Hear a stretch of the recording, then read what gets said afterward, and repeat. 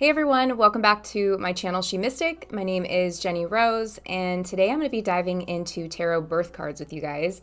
We're going to be figuring out how you can calculate your birth cards, and then I'm going to basically dissect each one so that you guys can walk away with a better understanding, hopefully, of yourselves and of your life path. So first, let's talk about what the birth cards even are. Basically, it is a calculation of your birth date to figure out which two, or in some cases, three cards are going to be themes throughout your life and may shed some light on who you are on a deeper level. So much like astrology, figuring out your zodiac signs or your birth chart can kind of be fun and insightful. Also, birth cards can offer the same thing, and you'll find too that there is a lot of crossover with the astrology. So let's get right into how to calculate your birth cards. So you're going to take your whole entire birth date. You're going to add up the sum of the numbers. And there's different ways to do this, but the way that I like to do it, and I think the most common way, is to take the 2 digits of the month, the 2 digits of the day, and then splitting the year into sets of two, the first two digits plus the second 2 digits. So obviously I'm going to have this all up on the screen for you so that it makes more sense. And then you're going to get your final number.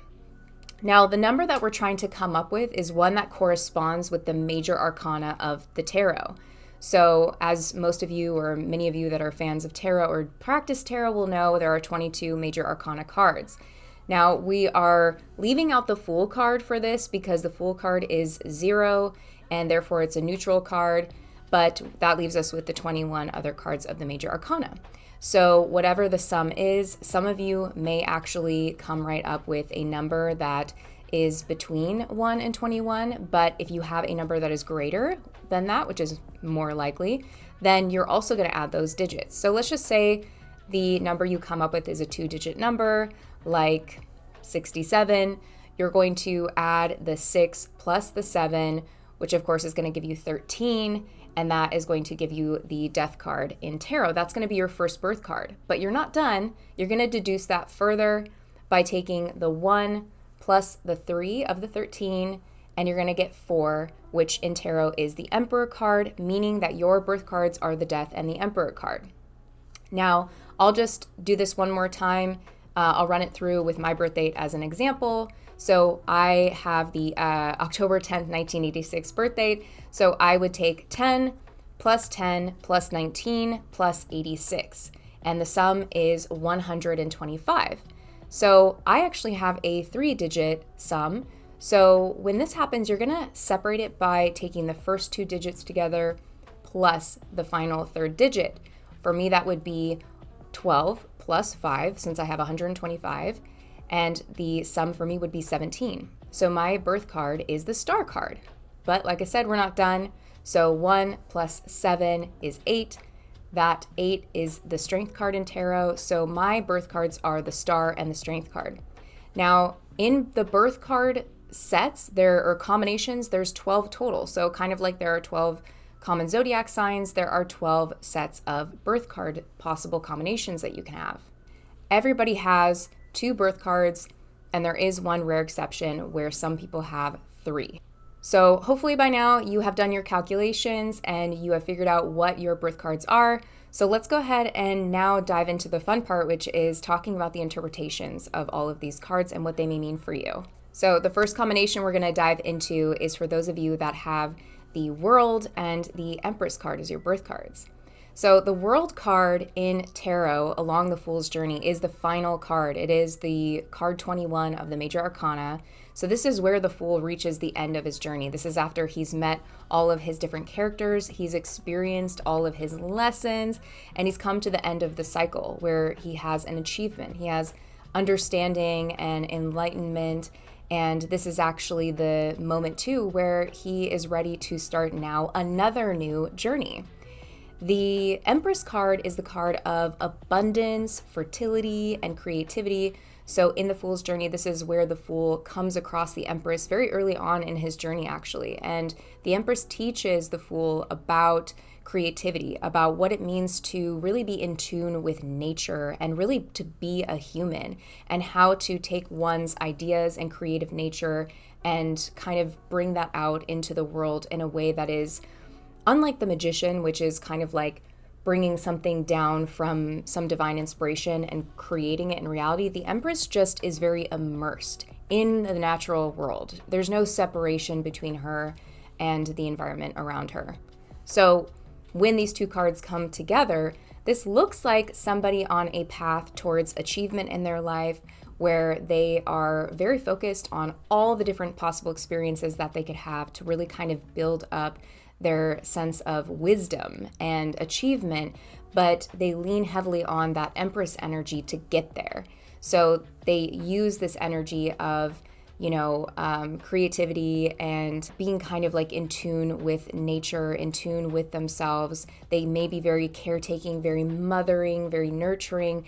They may use this to make friends kind of along the way in order to achieve their goals. But of course, along anyone's life path, there may be times where these two energies can be conflicting or out of balance. So you may know that there's times in your life where you're leaning a little bit too heavily on that world card energy. So someone that is a little heavily focused here may be overly concerned with achievement. They may feel like it's very important to know a lot of people and go a lot of places and check off a lot of boxes on their list. But they may be neglecting to really slow down and stop and smell the roses, and kind of be present like the Empress is. This may also mean that they neglect actually enjoying really truly creative projects because they're more focused on the bottom line and they're less focused on really enjoying the experience. And also this may mean neglecting, family, neglecting really taking the time to nurture relationships.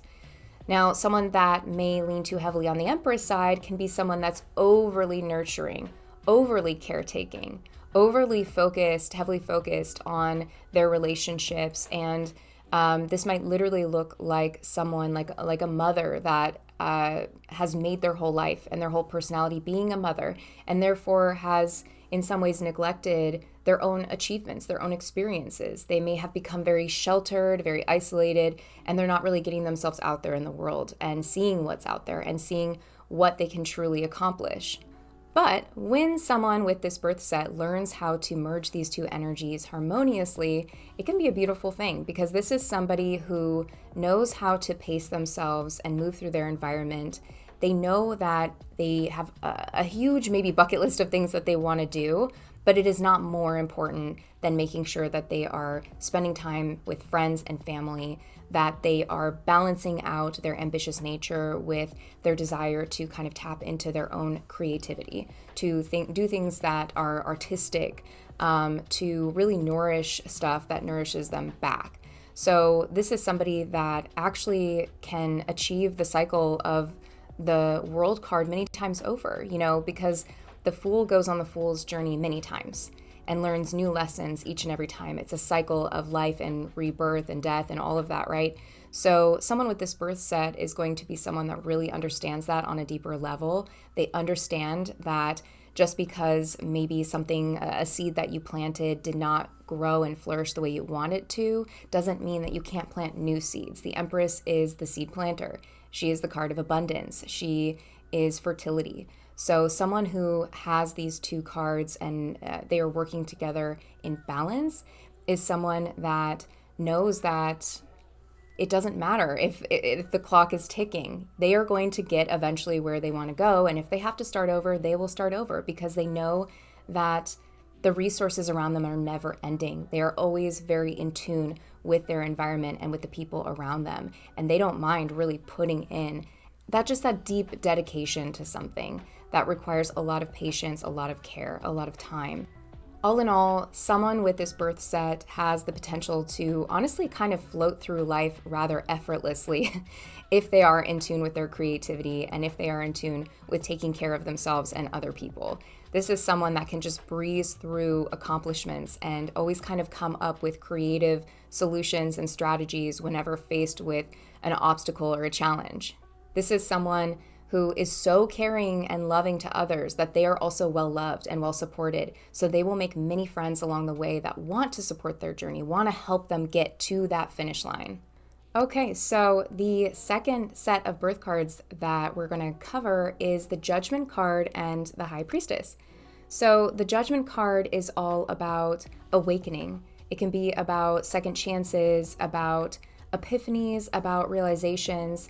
This usually will come after sort of a sense of responsibility for one's actions and really seeing one's life. Along the Fool's journey, they approach the Judgment card kind of more near the end of their journey after they've had all kinds of ups and downs, and they've been on a roller coaster ride, and they finally reach Judgment, where they're sort of enlightened with the fact that, even though nothing's been perfect along their journey and they've made some mistakes along the way, that doesn't really say anything about their ability to still have a sense of purpose in their life, that they can still accomplish great things and they can still garner a sense of meaning in their life. Now, the High Priestess is the card of high intuition. She's actually kind of like the iteration of the Empress card in the Empress's inner world. The Empress is very about, creating abundance outside of her, whereas the High Priestess is about this inner world, this kind of cosmic, esoteric, higher knowledge. Now, the High Priestess is so quite kind of enlightened and aware of things that are beyond comprehension that she actually, in the Fool's journey, doesn't speak. She communicates to the Fool in the Fool's journey through almost like a telepathic, kind of communication. It's impossible for her to actually put into words these very deeply complex things about, life and about what it means to be a human in the universe. So she just kind of remains quiet and contemplative and sits and sort of tunes into all the information that she's gathering. So when these two cards come together, this can look like a person on their path that is balancing out their ability to kind of be highly, highly intuitive and sensitive to things, but also being deeply contemplative about their own self and how they are moving through their life, how they are making decisions, in what ways are they really using their intentions in the best way to actually cause and affect change in the world around them and find meaning. And of course, with every birth card set, there can be imbalances and challenges and conflicts.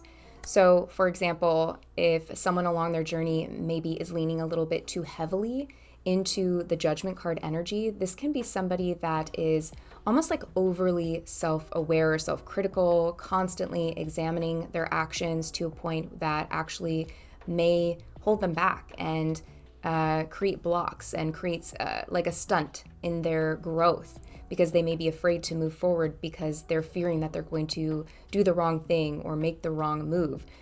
This can also be somebody that is overly concerned with judgment in general, judgment of their own actions or the judgments of others, how others may be perceiving them and their place in this world.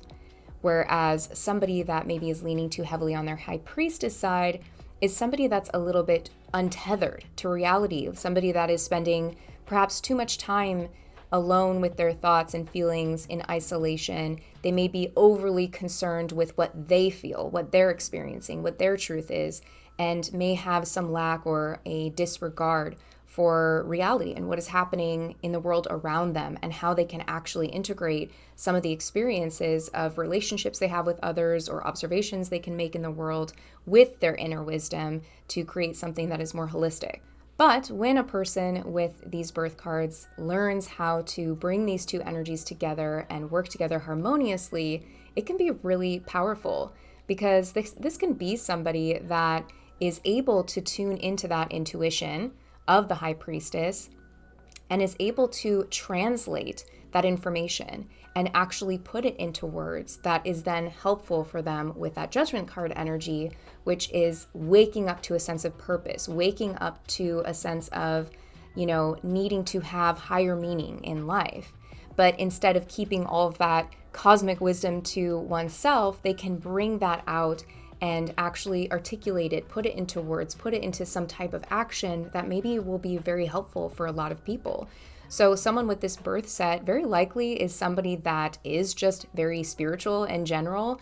Maybe it's very spiritually leaning or oriented, but even if they're not overtly a spiritual person, this is still somebody that has just a very keen, sharp, and astute sense of just knowing, of inner knowing, and kind of understanding the inner workings of things. And they may be almost kind of tapping in to stuff without even realizing it, and recognizing that this information that they are kind of tuning into and stumbling upon, it cannot be selfishly kept to themselves. It's something where they want to take that and bring that out into the world and use it in a really big way to help others or to affect some type of change. So all in all, people with this birth set are probably going to be people that very highly value second chances, that highly, value getting to forgive oneself or forgive mistakes of the past so that they can carve a way for the future.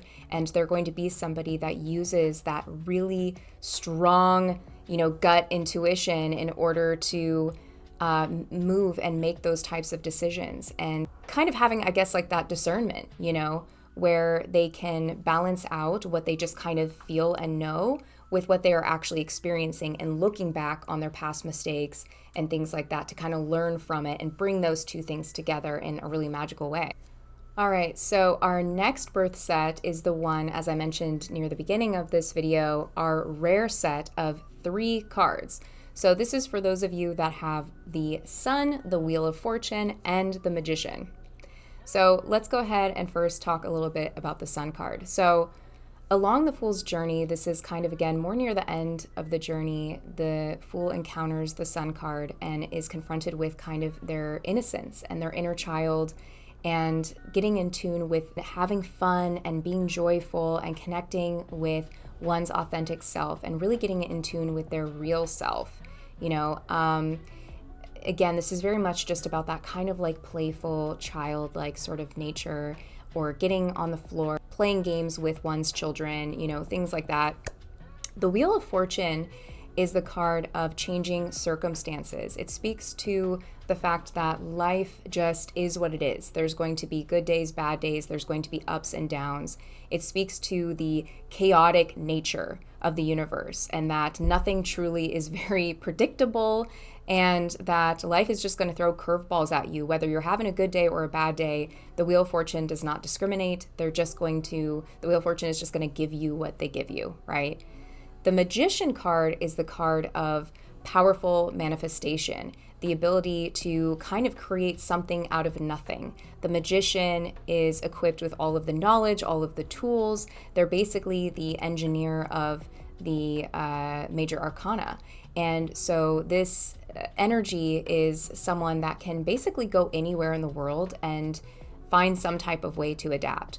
The Magician is one of the first people, or actually the first person that the Fool encounters along their journey. And the Magician is kind of showing them the potential of what can be, and the resources of all of the elements, of fire, water, air, and earth, and how one can take all of the things that the planet has given us and use the wisdom of the divine to kind of bring things into reality. So all in all, these 3 cards together kind of speak of various dynamics that can come up in a person's life or personality. In one sense, we have just the circumstances of things changing that are outside of our control. Then we have this Magician energy that comes in and says, well, maybe I can't control anything, but I'm still going to come up with maybe some creative solutions to the problems that I'm seeing. And then the Sun card comes in and says, okay, well, while you're out there trying to solve all the world's problems, make sure that you take some time to slow down and connect with your inner child. Now, again, like with all birth card sets, anybody with this set could find throughout their life that they may be leaning a bit too heavily on 1 or 2 of these cards and not balancing them all out. So what that could look like, for example, is someone that's maybe leaning too heavily into their Sun card energy, is someone that has kind of created a fantastical sort of dreamy facade of positivity and happiness. This can be someone that is maybe overly focused on positivity and happiness and joy and pleasure and being childlike, and they're kind of sheltering themselves from the real world a little bit, and they may have difficulty facing the fact that there are some negative things that are also happening in the world around them or to them. and therefore it disempowers them from using that magician energy to find solutions. And someone that is leaning too heavily on their wheel card, their wheel of fortune card energy, is going to be somebody that is very probably resistant or anxious about how chaotic the universe is. They may become somebody that becomes very fearful, very huddled up, can get stuck in patterns of negative thinking and feeling like, what's the point? Why even bother? Nothing good ever happens to me anyways. They can become overly focused and concerned with the bad luck that the Wheel of Fortune brings rather than the good luck and the sort of reprieve from some of the challenging or more painful times along someone's journey. And somebody that is maybe leaning too heavily into their magician card energy can be somebody that is overly focused and concerned on fixing problems. They may become somebody that almost has a little bit of like a savior complex in a sense, like they feel like they can fix everything. They don't accept that the world just kind of is the way it is, or that there are good people and there's bad people, and there are, going to be things we can't prepare for, like natural disasters. So this can be somebody that is trying to be a little bit too controlling at times with these things. They may be somebody that even gains a little bit of an ego because they typically are people that are very highly intelligent and creative and, like I said, great problem solvers. So, what does it look like when someone finds the balance with all three of these energies? How can they bring them together in a way that is very harmonious? So this is going to be somebody that first and foremost probably needs to accept the Wheel of Fortune energy more than anything else, accepting that life is just never going to be predictable, that there are going to be good times and bad times, and there's just no way to prevent it, and that they may actually learn to embrace and invite in that chaos because they understand that this makes them stronger, better, more durable. This teaches them very valuable life lessons. And then along the way, they can recognize very clearly which problems come up that they actually could step up to the plate and maybe do something about. Maybe not problems that they can fix entirely, but maybe problems where they can alleviate some of the suffering just a bit with that magician energy, right? And they can come in with their skills, like I said, that engineer kind of mindset, and say, okay, what resources do we have at hand that we can work with here? What ideas are people coming, bringing to the table, or what ideas do I have that I can step in here and really make something amazing that could really transform the situation? But it will also be necessary in this harmonious kind of trio to bring in that sun energy for the purpose of finding balance, balance within being so busy trying to make things better, that this type of birth card set person is going to need to take the time to connect with their inner child. They may be somebody that is going to have to anchor themselves down a little bit more in that energy from time to time, slow down, do the things that bring them joy, indulge in their hobbies. If they have children, this is like slowing down, connecting with your children or your fur babies or whatever you may have in your life like that. So all in all, people with this birth card set are really powerful because they really make and affect a lot of big change in the world. They can come up with inventions that are quite unique. And they can be people that are kind of looking ahead and sort of preparing for what happens because they accept that things get good and bad and more challenging at times and then easier.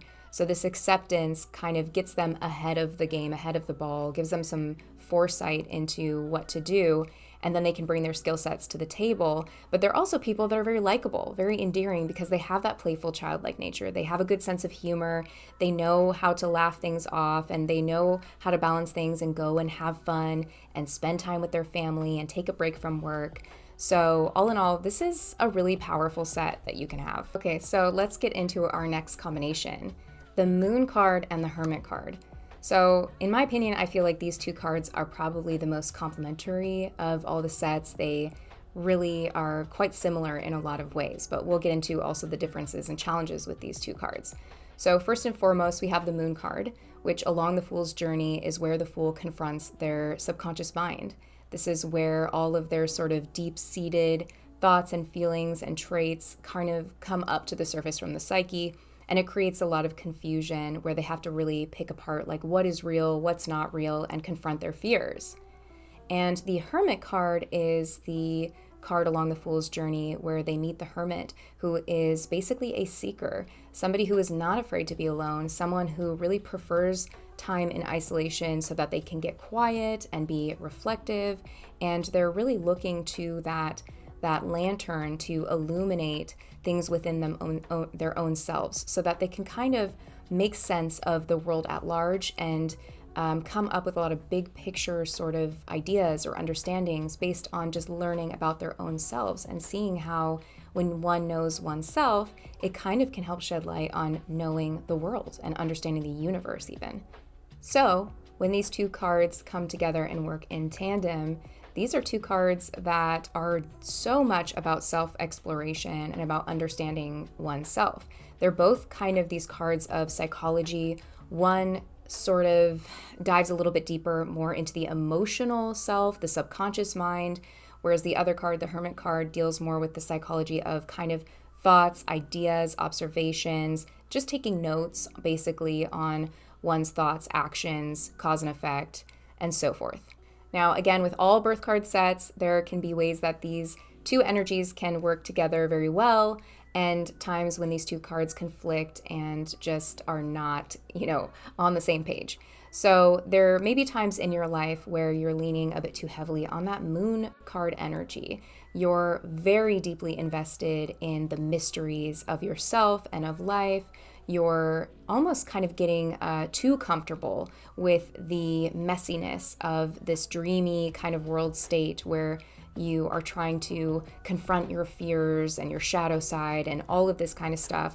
But if you don't take those feelings and do something with it, if you're not leaning on that Hermit energy to journal and try to find understanding and doing research and applying some of your ideas and thoughts in a kind of an experimental way, then you can just be kind of drowning in your subconscious mind, in your fears, just diving deeper and deeper into it and getting a little bit stuck in that muck and not really being able to find your way out. Whereas those that maybe lean too heavily on that Hermit card energy are people that are maybe a bit too comfortable being in isolation. They are enjoying their solitude so much to where they start to close themselves off from the outer world. And in their in time of introspection and learning things about themselves and the psychology of themselves, that they start to believe that the ideas that they have about the world are the only ideas about the world. And they're forgetting to look at, first of all, their emotional self, because they may be keeping things a bit surface level. So they're neglecting that Moon energy where they need to go deeply into their fears and subconscious mind, and also not opening themselves up possibly to other people's ideas and kind of comparing and contrasting the different notes that everybody is kind of taking about their own experiences. But for those that can take these two energies and marry them together well, they're going to be somebody that is incredibly insightful. This is going to be somebody that has a deep, deep sense of self-awareness. They're able to kind of very bravely confront the things that confuse them, the mysteries of the world, and actually be very comfortable with what they can't understand. They will always seek to try to understand themselves and their own psychology and the psychologies of others better, but they're also okay with, and they make peace with the fact that they may never fully know all the answers, because that is the nature of the Hermit. The Hermit is always seeking. That is a lifestyle, right? It's not, there's no point of completion in that lifestyle. It is a life of seeking forever, basically. And that's what makes that life fun for the Hermit. And that's why they enjoy so much time alone, being with themselves. And when these cards are in balance, this is somebody that is able to take their ideas and their observations and the time that they've spent reflecting and bring it out to the world to others. This may be in the form of writing. This may be in the form of doing research. This could be somebody that is good at speaking, maybe speaking at conferences or on an online platform, and really bringing a lot of their thoughts and ideas and reflections to light so that other people can also benefit from it and connect the dots within their own subconscious mind. So, all in all, people with this birth card set are people that have very lively inner lives. They have really beautiful, incredible imaginations. They are able to interpret their dreams and interpret the dreams of others.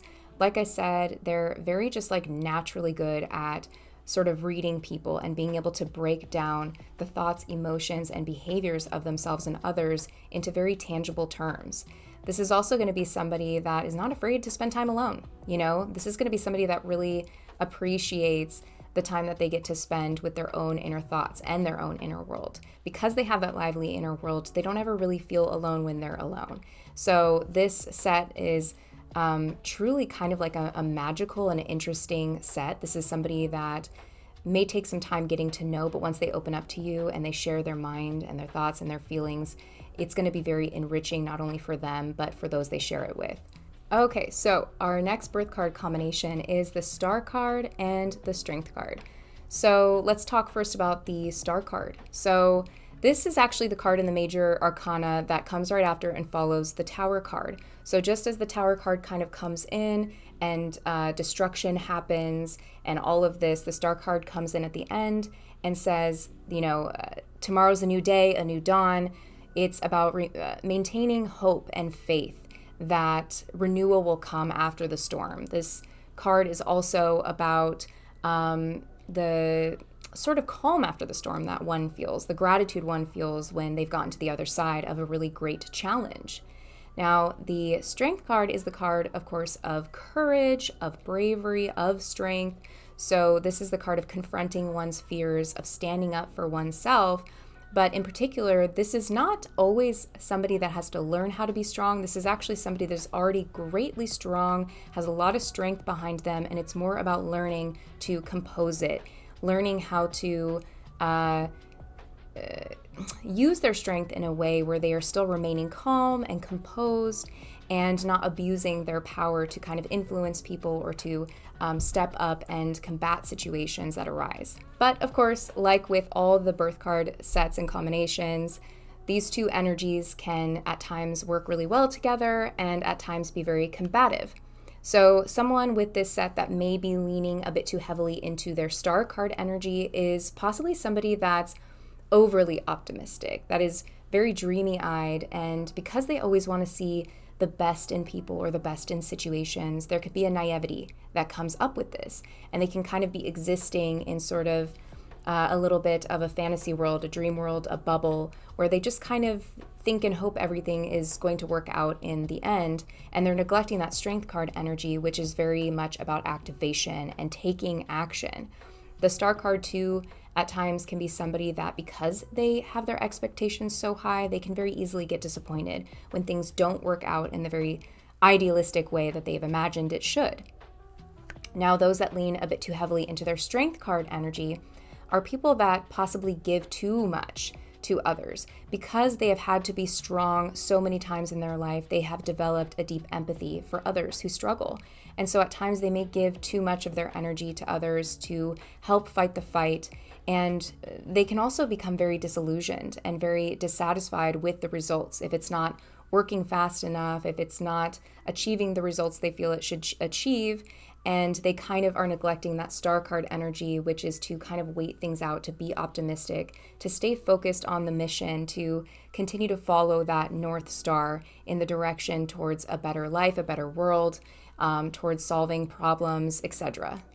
But if these two energies can learn how to get along, this can actually be a really beautiful set, because this can be somebody that has been able to face struggles and challenges over and over and over again and build a great amount of resilience. This can be a very resilient person who doesn't necessarily lose faith in humanity or faith in themselves simply because they have had to face pain and difficulty. This can be someone who can uplift others, that can kind of stand on a soapbox and give a great speech and give people hope in a time of despair. This can be the type of person that not only has a vision for how to rebuild something or rebuild oneself, but will actually help others take action, will give them practical steps, and will be kind of like a strength, a backbone to help people get back on their feet after a very difficult time. So all in all, people with this birth card set tend to make really great leaders, and it usually is just in the form of setting an example because they have that optimism, they like to speak positivity into the world, they like to see the good in the world, they tend to believe that most people are at their core good, and also they are people that at the same time are not living in a fantasy world. They are willing to do the work to make things better, to make themselves better, to help others be better. They do not get fearful in the face of a challenge. They know how to remain composed and strong and be that kind of like pillar of strength or that rock for others that are looking for some type of symbol of strength in a time of adversity. All right, so let's dive into the Tower card and Chariot card combination. So the Tower card in the Fool's Journey is where the Fool encounters all of the things that they've been clinging to, all of the facades, all of the illusions, and it starts to crumble and come apart and be completely dismantled in front of the Fool. And this ultimately gives rise for a revolution. This is something that actually allows them to leave something behind that actually wasn't helping them at all, that was giving them a complete false sense of reality, false sense of self, so that they can start to move ahead in a direction that is more realistic, more authentic, that doesn't have all this baggage that's kind of holding them back. Now, the Chariot card is the card of that forward movement. It is of that propulsion forward into the new direction. It is like a leapfrog into something new. The Chariot card is an energy of fast-paced movement. It's of progress. When doing tarot readings for myself and for many other people, this is a card of typically travel or movement or something like that. But I also see this as inner movement. This is progress. This is one person in their life making a lot of inner progress and possibly making progress in the world around them, making a lot of change, maybe political change and so forth. So these two cards together are almost like a ideal dream team because on one hand, you have the Tower card that is tearing everything down, tearing down the monarchy, and then the Chariot card is dragging everybody forward into the new era. Now, again, like I've said with all the cards, when someone has these birth cards in their life path, there's going to be times where these two energies are working very well together, and there's going to be times where they are butting heads. So for a person that is leaning too heavily into the Tower card energy, this can be somebody that is very, very bold. They are a revolutionary. They are almost like overly concerned and obsessed with change, and they want it to happen now. And so this could be somebody that is kind of, in some sense, forcefully trying to tear down things that they believe, like old structures and belief systems that they believe are outdated, and kind of enforcing it upon the world or others or even themselves before anyone's actually ready for it. And they're not leaning into that Chariot energy, which is more about preparation. The Chariot knows that travel is going to come, and so the Chariot is packing their bags. They're making sure that the wheels are, the bolts are tightened on the wheels and they're greased, and that the horses are well fed and ready to move that Chariot forward. So they're not rushing anything quite yet, even though the Chariot is about that movement. Now, somebody that is leaning too heavily into that Chariot energy is someone that is overly focused on moving forward, moving ahead. They can be very goal-oriented. They can be very focused on getting ahead in life, succeeding maybe in their career or reaching all the little goals that they have in life. And by doing so, they may become so focused on that they are clinging to the Tower. They are clinging to maybe ego or to the illusion of what they believe this means about them. Oftentimes, this can be someone that is storing up too much of their self-worth in achievement and neglecting to kind of let go of some of that and embrace that big change that can come through that Tower moment. But when these two cards come together and make friends, like I said earlier, it is the dream team. I mean, it is literally so perfect because this is somebody that recognizes what is not working anymore, what is actually just standing in the way from everybody kind of getting ahead and making progress. And they can be the person that kind of is willing to be the one that speaks up first, or they can be the person that's willing to kind of lead the initiative to get rid of all of the old stuff so that we can make way for the new stuff. And then they bring in that Chariot energy that's very ambitious, and they're like, guess what, guys? I already have a plan. I already know what we need to do. and they can kind of step in and help people make that transition so that it's a smooth transition, so that it's not one that feels so abrupt, so out of nowhere, where everybody is left kind of saying, okay, now what? So all in all, people with this birth card set are great ambassadors of change. They are people who are coming in and they are catalysts of great movement, of great upheaval. They are people that kind of come into the rescue, even when the tower moment, is happening to someone else and it has nothing to do with them. They kind of come in, like I said, with those supplies, with the ideas, with the wheels and everything, and are able to help get things going and get things moving. These are people that are always ready to go on to the next thing. They're not afraid to step into the new world, into the new paradigm. They can help give other people the confidence that change doesn't have to be scary. It can be really exciting, even if we don't know exactly what's going to happen and we're stepping into the unknown. This birth card set are people that are saying we should do it anyways. Let's see what happens when we move into this new direction. Okay, so our next birth set here is the Devil card and the Lovers card. And I have a special affinity for this set. I actually really like people that have this birth card set, and I'll get into that a little bit later. But let's first cover the Devil card. So the Devil card along the Fool's journey is when the Fool really confronts their inner demons. They really understand, the worst of the worst that life has to offer. They're confronted with their own materialism, their own carnal nature, temptations, all of this kind of stuff. And the Lover's card is about finding harmonious relationships, building harmonious relationships, having deeply, not just physically intimate, but very deeply emotionally intimate relationships in one's life. And so along the Fool's journey, they confront the lovers who really teach them this lesson. So when these two energies come together, this looks like a person or a life path that is confronted with balancing out, of course, these two energies, where on one hand, there is, these irresistible kind of desires in life, and there could be themes of addiction, whereas the Lover's card kind of comes in and it talks about the importance of relationships and selflessness and learning about oneself through relationships and learning how to accept others as they are, accept them for who they are, even if they have some of these devil-like characteristics within themselves, because really they're just mirroring back one's own devilish characteristics. And so, of course, with this birth set, as with others, there could be times where these two energies come together and have a perfect marriage, but there's going to be times where the energies very much so conflict. So let's get into that a little bit. So somebody that has this birth card set that maybe is a little bit leaning too heavily on their Devil card energy is going to be somebody that is struggling, like I said, possibly with addiction, with struggling with just kind of leaning more into their carnal nature, their desires. They are so in their bodies, actually, that they really just enjoy all the pleasures of the world, and they can become very consumed with that.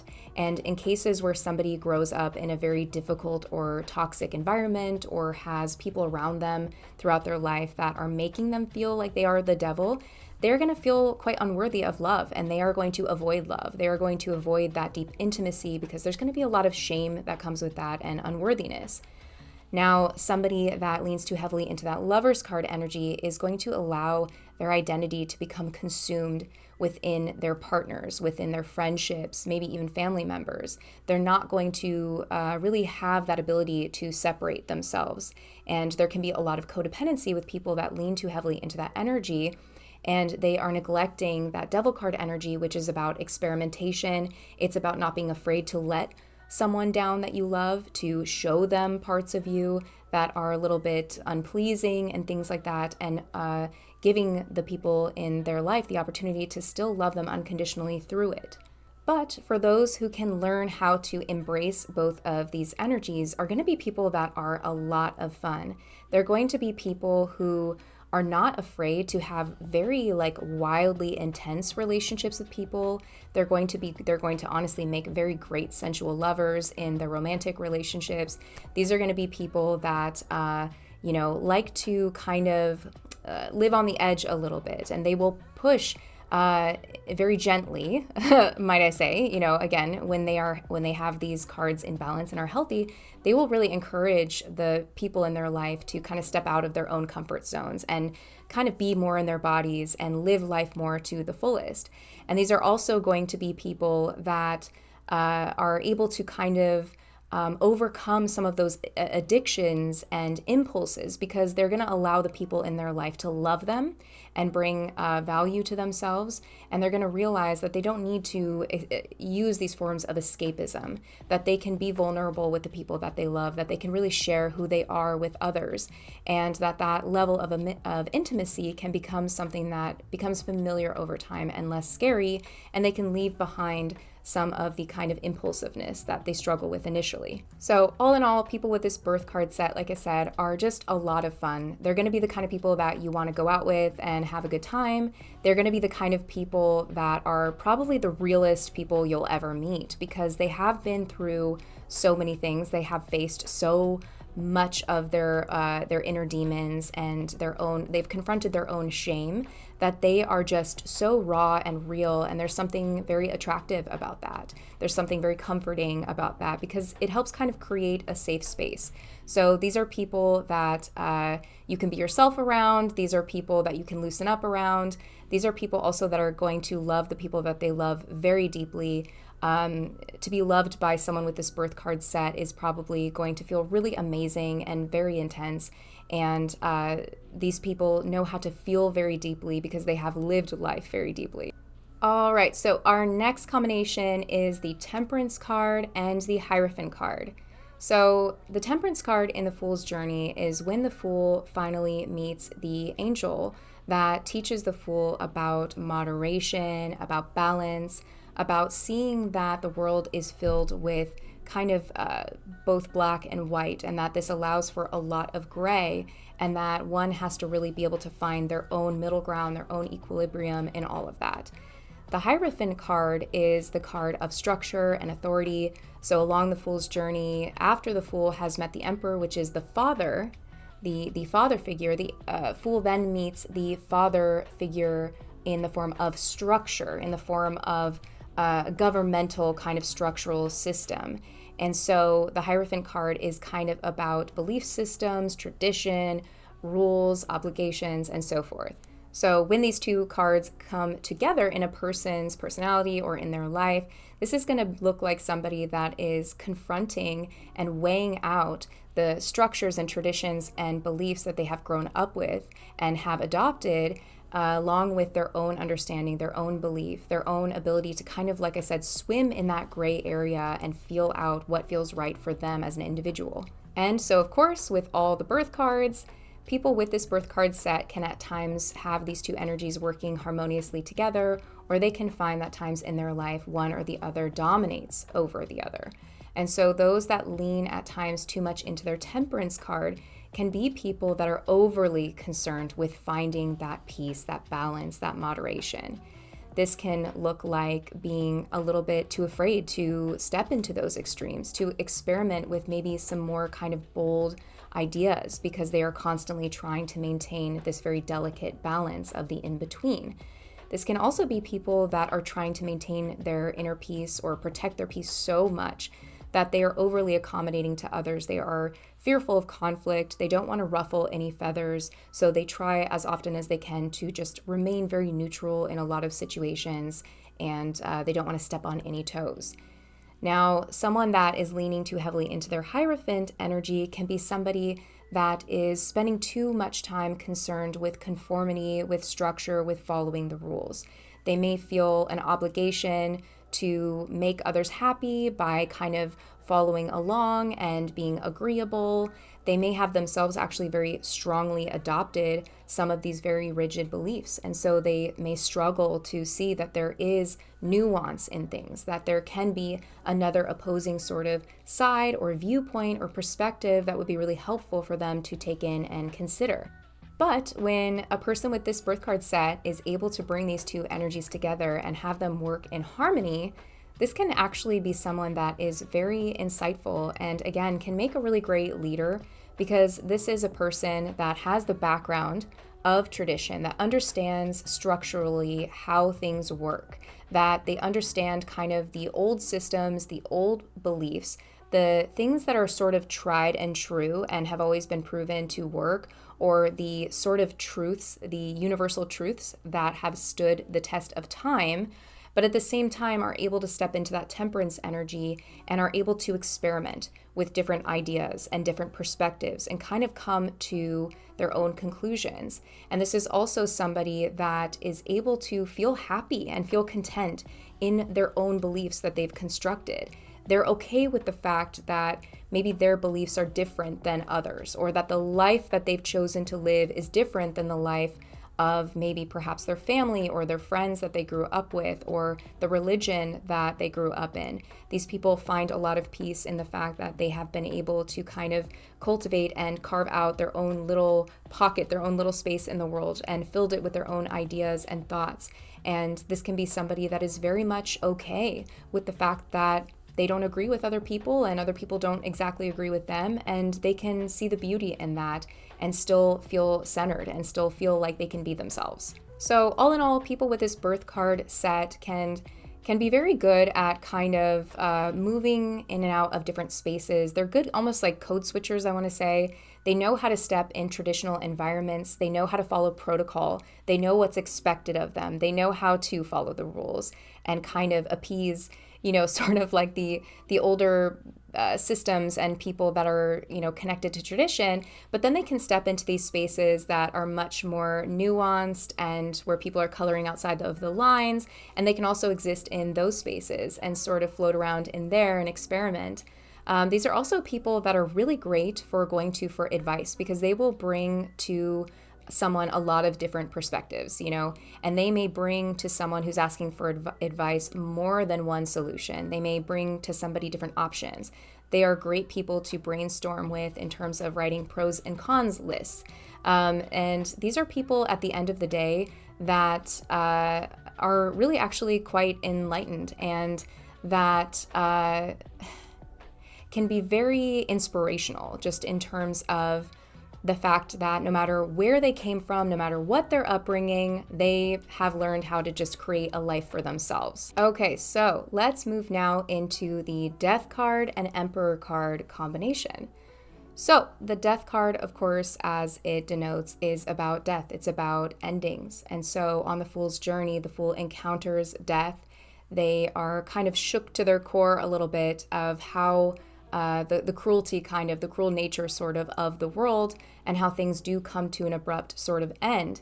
And it forces the Fool to also look ahead into rebirth, renewal, to have now great gratitude for life since they were confronted with their own mortality, and ultimately is able to carve and set a new path ahead for the Fool to move then into the next card, which is Temperance, which is about, of course, like we just covered, that sort of balance and calm and inner peace. Now, the Emperor card is the authoritarian card. This is the Father card. This is the ruler, the king. So this is a card of leadership. This is about stability. This is about being a decision maker and being able to kind of create structure and discipline for others and for oneself. And so when these two cards come together for someone's persona or for their life path, this looks like somebody that is oftentimes confronted, whether it be internally or externally, with endings, with death, with cycles that are coming to a close, whether it be anticipated or not, and really having to learn how to step up and lead and bring a sense of calm and control and kind of create sort of a sense of stability and structure where the structure feels a little bit chaotic and unraveled. Now, of course, though, like with all the birth card sets, there can be times where these two energies are working very well together and times when they are butting heads.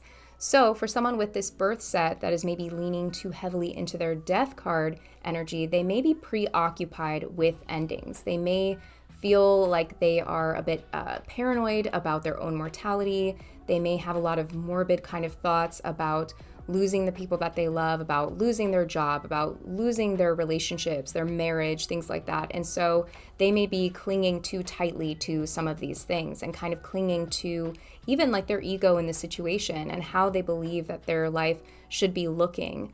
Now, somebody that is leaning too heavily into that Emperor card energy may be somebody that is a little bit overly concerned with having control over situations. They may feel like everybody's looking to them to lead, so they must lead, and then they kind of step into this position of power, but then they become too enmeshed with that power. Then their identity becomes being in this position of authority, and they have now neglected to kind of tap into that death card energy, which is letting go of their own reign, their own era of something, their own ability to kind of control and lead and harness their energy in order to keep something alive, keep structures alive and going. And so they're going to need to kind of resolve that by allowing endings within their own life to take place. But of course, when these two energies come together and learn how to become good friends, this looks like somebody that is actually such a beacon of hope for others when they are going through their own struggles, their own endings, when someone quite literally has experienced the loss of a loved one or is going through a divorce or is just going through the ending of a tough season in their life where they're struggling to let go of an old version of themselves. A person with this birth card energy is going to come in and really encourage that person, is going to help kind of get them out of bed, is going to help them to kind of get excited about, their new chapter in life and renewing themselves. The Emperor card is the Father card in the Major Arcana. So it is the card of discipline. It's the card of structure. So this is somebody that knows how to, despite endings that are happening in their own life, they know how to create a schedule for themselves. They know the importance of routine. They know the importance of still kind of showing up, even though they may not be feeling like it, because they know ultimately that's going to help them move forward. So at the end of the day, people with this birth card set really embrace endings. They are comfortable with endings. They know that endings are not bad because endings bring in renewal and new chapters. And they know that life sometimes, does not work within the confines of fair or unfair. Life is just happening, and that death and rebirth are just a natural part of life, a natural cycle of life. And so they have learned how to kind of step up and lead and be kind of a force of nature and be someone that people can turn to and look to, but be also someone that can turn and look to themselves. At the same time, as much as the Emperor embodies power and control and leadership, the Emperor also knows that part of the balance of the Death card is recognizing when it's time for them to step down. Even though, maybe like the king is dead and everybody's looking and saying, well, who's going to step up and lead?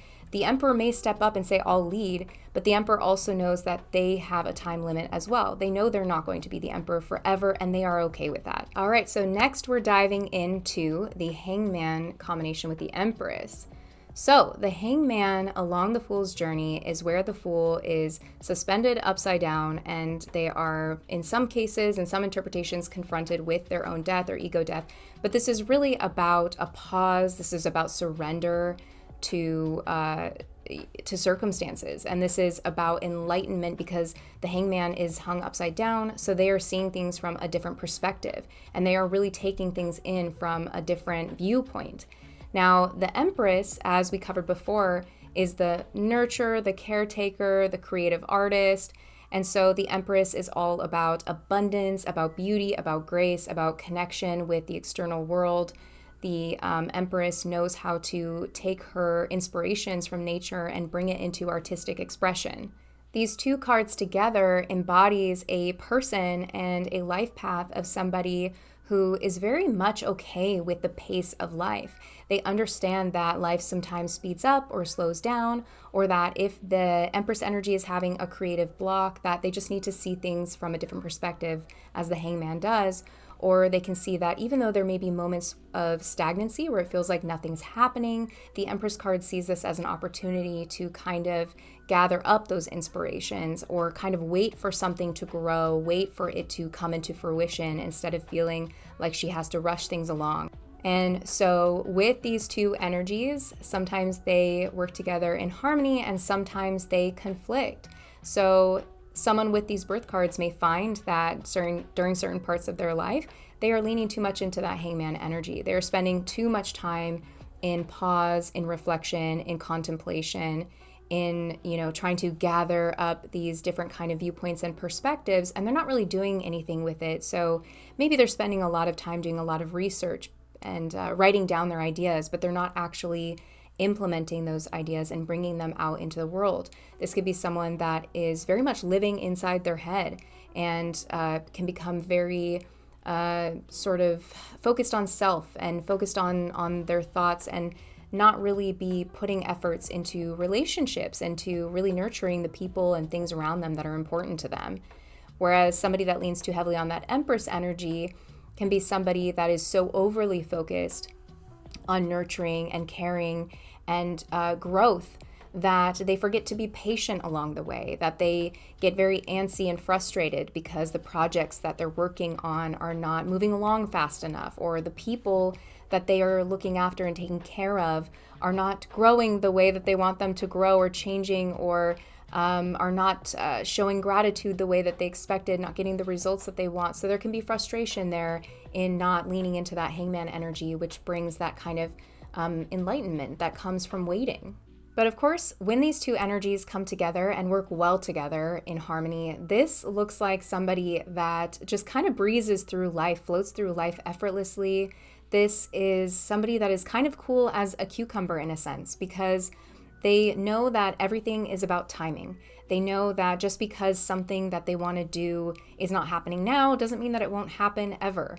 They understand that the people in their life that they are looking after and caring for are going to go through phases of growth and changes. And they are pleased to, for example, watch their children grow up and become adults and become the person and people that they're going to be, even if it wasn't what they were expecting. They're pleased with their artistic expression. Maybe they started out with a project and they started out with one idea, but then, their creative ideas just kind of turned into something else. And then the end result was completely different than the original idea that they had. And this all comes from that hangman patience, from that kind of saying, okay, if I'm having writer's block or an artistic block, or I'm not understanding something about the world around me, then I only need to lean into this side of myself that will wait for the inspiration to come, will wait for the perspective shift to come. And maybe what it is needing to get out of one's own way and allow one's ego to dissolve a bit. And so when these two energies come together, this is a person that just creates beautiful art that leaves lasting impressions on people, where people will never forget the interaction that they had with them or the one time they met with them, because they really know how to be present. So all in all, people with this birth card set make great friends, great mothers. I mean, really in any kind of relationship, they're going to be the kind of person that really uplifts you, that makes you feel like you have a safe space to also be creative and expressive. They're going to be the kind of people that really seek to understand you better. They're going to want to nurture you and take care of you, but they're going to want to learn more about you first and see what specifically your needs are so that they can help you. And they're also so good at taking care of themselves that you'll find yourself taking notes. Like, why is it that this person seems so centered, so grounded, and seems to know themselves so well, and again, moves so gracefully? So they're going to be very inspiring people to know. Okay, so let's talk about the Justice and High Priestess combination in the birth card sets. So the Justice card is the card of fairness, it's of logic, it's of weighing things out and deliberation. The Justice card is in the Fool's Journey, where the Fool confronts the Justice, and she is almost kind of quite intimidating because she's very tapped in to her own sense of right and wrong and ethics, and she makes a very clear and decisive decision, and she very much so, stamps it and it's done. Now, the High Priestess is much more, is definitely not as rigid in that sense, because the High Priestess is constantly allowing in and filtering in information from all around her and from even like her higher self and from the divine realms.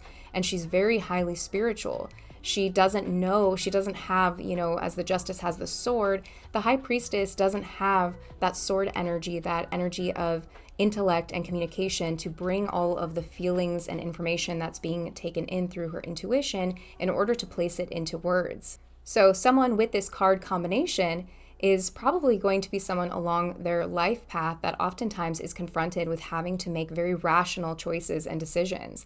A lot of themes in their life may have to do with fairness and with having to kind of weigh out the pros and the cons of something and take time to deliberate in order to make a very final or heavy choice in their life or in the life of others. And with that High Priestess energy, they're also going to be someone that really has to learn in their life how to trust their own gut intuition. And at times is going to have to tap outside of, the realm of rationality in order to just kind of go into a state of, flow and say, okay, not everything is black and white. So what is my gut telling me? What is the gut feeling that I'm getting in this situation? And so, of course, in a person's life that has this set, there will be times where these two energies are just working so perfectly together. And then there's going to be times where they are not getting along. So for someone with this set, there may be times where they lean too heavily on that Justice card energy. They become overly analytical. They may spend too much time kind of deliberating and weighing through the facts and researching things. They may even be somebody that begins to develop a little bit almost of, dare I say, a God complex, in the sense of what they have deliberated or decided is true is truth. And though truth is important to them, the High Priestess energy really needs to come in and shed light on the fact that, not everything always is going to have some very obvious ultimate truth to it. The Justice card energy, too, when it's weighed too heavily, can be someone that is very scientific and is in an academic kind of space, which is great, but also, too, there can be an overemphasis on that academia and on the science, and again, not kind of reconciling with the fact that there are things that are just unknown. There are things that questions that cannot be answered perfectly or perfectly fairly as the Justice wants things to be. Now, those that weigh too heavily on the side of their High Priestess energy are going to be people that are so kind of overwhelmed with all of sort of the intuitive information that is coming into them. They may be somebody that, yes, of course, is very highly spiritual, but they can be someone too that is constantly being bombarded with so much information all the time in the form of gut feeling that they really don't know how to articulate it. They don't know how to put that into cold, hard facts so that they can make a final choice, a final decision on something. They really need to bring in that Justice energy so that they can have a sense of logic about fact about things.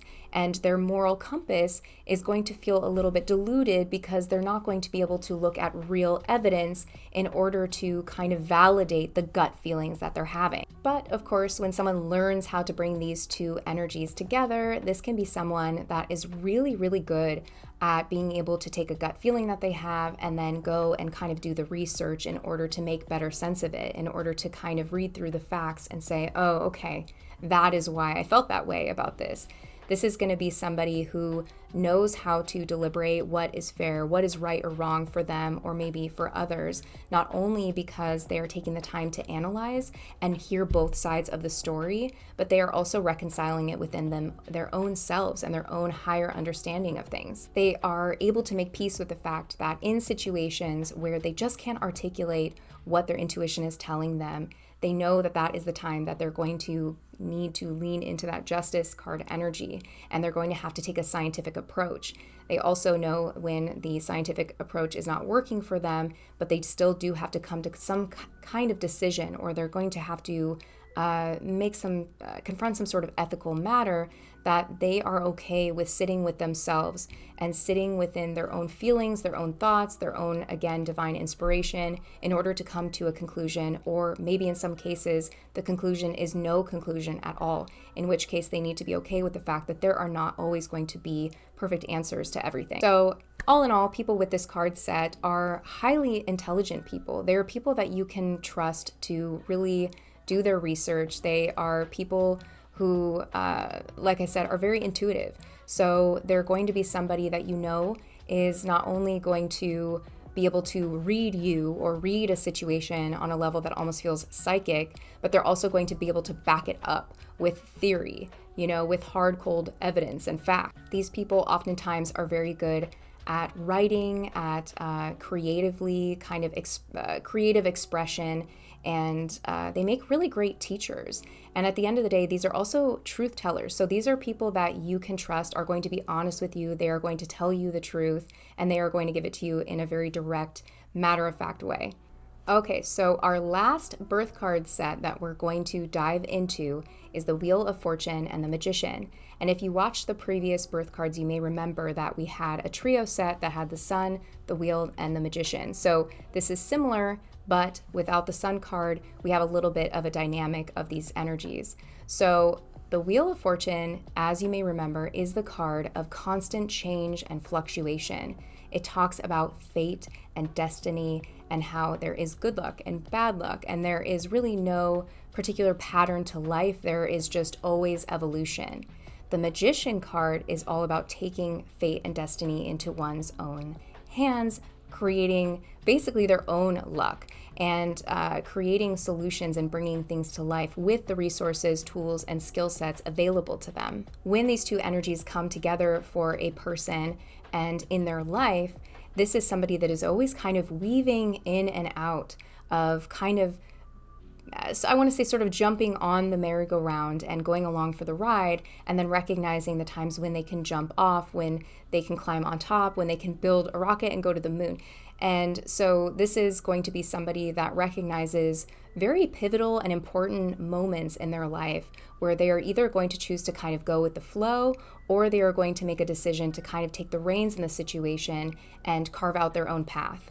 And so again, with all of the birth card sets, these two energies can work well together or they can conflict. And so someone with this set may find that there are times in their life where they lean a bit too heavily on that Wheel of Fortune energy. They may be somebody that begins to sort of become a bit complacent in life because they start to feel like, what's the point, And they kind of get comfortable and settled into the fact that life is just kind of always happening and in a sense happening to them. So they may be somebody that just kind of goes along with things, kind of does what other people are doing, or kind of takes this job or that job that's offered to them, but is not really stepping fully into that magician power and becoming kind of like the creator, the entrepreneur, the person that is using their creative talents and energy in order to make something completely different for themselves and their life.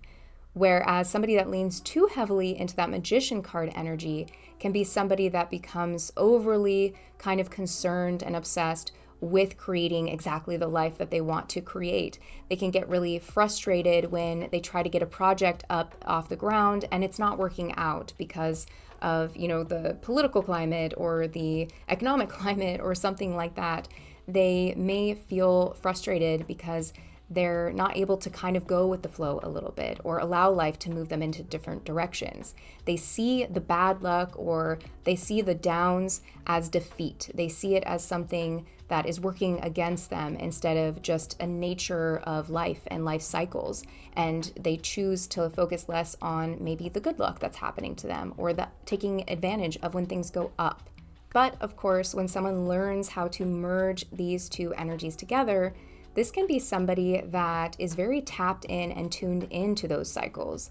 They understand that there are going to be these fluctuations and they invite it in, they welcome it in, they look for those opportunities, and they don't see the setbacks as failures. They see them as opportunities to learn from learn from the setbacks, learn from the mistakes, learn from the circumstances, and then they just come back stronger. They don't just immediately jump to this is, some type of defeat.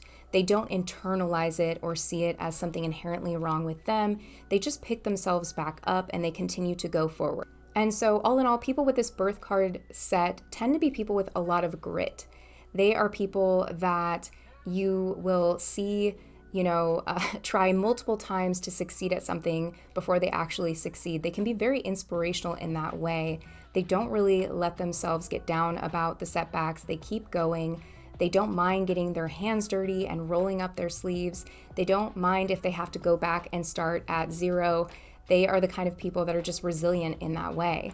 They really love the challenges that come towards them because for them, truly life is about the journey. It isn't about the destination. They like being thrown the curveballs because it just makes them better and stronger. They learn from those experiences, and especially in areas, like I said, of entrepreneurship, these are the kind of people that come up with really great ideas that maybe take a while to get off the ground, or maybe they have many failed businesses until one succeeds, but that's all they need is that one success really to get them where they want to go and set themselves up for the next project. They also might be the kind of people that have their hands in a lot of different things. They may enjoy a lot of different hobbies and interests. They may not stay pigeonholed in one particular area or realm because they recognize that the world is always changing and they are always changing and they're willing to adapt. So anyways, you guys, this wraps up my video on the tarot birth cards. I really hope you guys enjoyed this. I really enjoyed doing the research on this and putting this together for you. Let me know which birth cards are yours. Did you relate with yours? I know for me, I relate to quite literally all of them in some way, shape, or form. And that's what's kind of fun about this too. I definitely feel a deeper affinity and connection to my actual birth cards, but I think we can see ourselves and learn life lessons in all of the different sets. Also, if you guys have any questions or if you would like me to make more videos like this, please let me know in the comments section. I hope to make more videos like this one that will help you and empower you to use tarot in a way that will ultimately help you along your own life path. So again, thank you guys so much for watching. Take care, and I'll see you next time.